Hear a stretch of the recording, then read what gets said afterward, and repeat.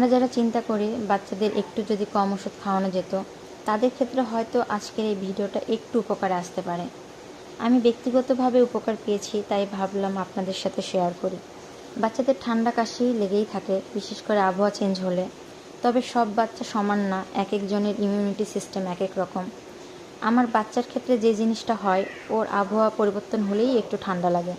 তো সেই কারণে দেখা যেত আমি কোথাও যেতে ভয় পেতাম, আর ওকে নিয়ে গেলেই ওষুধ খাওয়ানো লাগতো।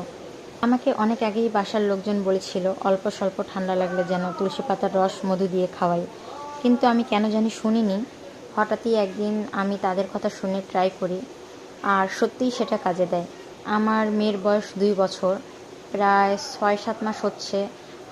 আমাকে আর ঠান্ডার কারণে ওকে ওষুধ খাওয়ানো লাগেনি। কিন্তু মজার বিষয় হলো, ও ওষুধ খেতে একদমই চায় না, কিন্তু তুলসী পাতার রস নিজে চেয়ে চেয়ে খায়, সেটা একদম মধু দিলেও ও আর খেতে পারে না।